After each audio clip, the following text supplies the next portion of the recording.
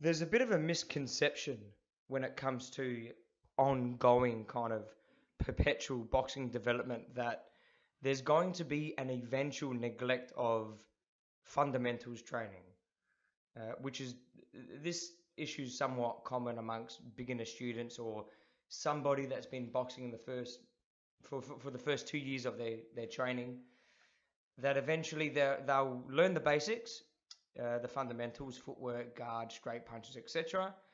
And then once they've got those down packed, that's it.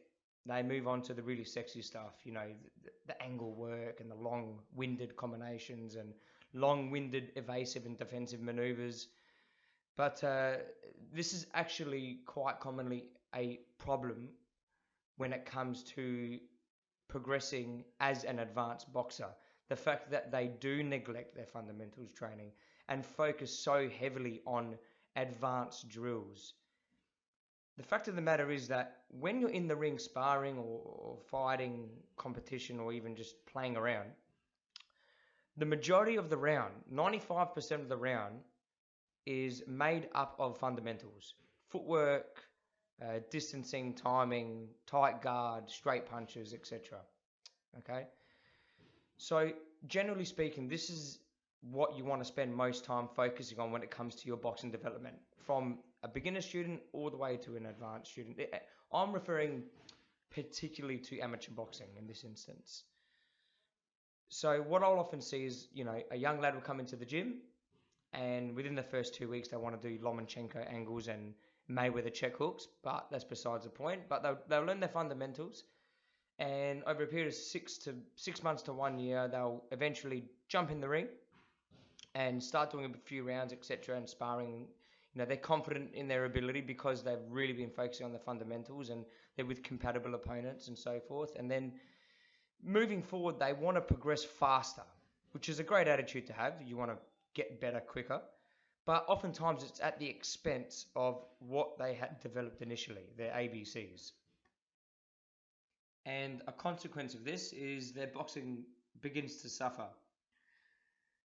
What I believe firmly in is trying to progress the fundamentals. So, for example, if you're really good at throwing a 1-2 on the spot, are you really good at throwing that 1-2, that jab cross, moving forward, moving backwards, moving to the left, moving to the right, on the pivot, on the coming off the ropes, etc. Likewise with receiving a 1-2. I mean, the jab cross is just an example. It's probably the most common series of punches thrown and will be the most frequently series of punches received from your opponents. So being multi-dimensional in the way that you deliver and receive a 1-2, for example, is something that you want to spend a lot of time on.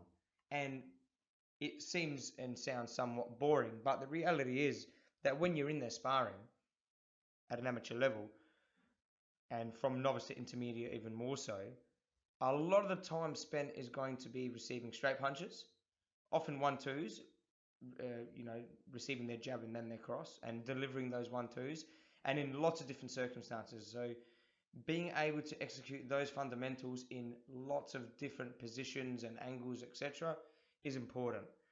Being able to defend and evade 10 punches in a row, or throw long-winded combinations, or trying to do both at once, the likeliness of that occurring in the round is a 5 to 10% chance, or 5 to 10% of the time spent in the ring will accumulate those encounters. Whereas 95% or 90% of the round is going to be moving around, being balanced, using your guard, receiving up to 3 to 5, maybe 5 punches at a time, and delivering 3 to 5 punches at a time. So spending the time executing those kind of maneuvers on different dimensions in different directions is what you want to prioritize when it comes to fancying up everything. And one of the biggest issues is that in the modern day with social media, the amount of Instagram videos and YouTube videos that are coming out encouraging people to exercise drills, they're fantastic. But so many of these drills are so beyond the comprehension and means of a lot of people that are watching these videos. So a lot of these videos look really good because the people that are executing them, are boxers and they've been practicing this stuff for a long time. But not all of it is applicable in boxing circumstances. A lot of these concepts aren't always very practical when it comes to actually attempting to implement them against an opponent. So the best way to diagnose this problem and solve it is to be observant as to what do I spend most of my time doing in the ring against my opponent.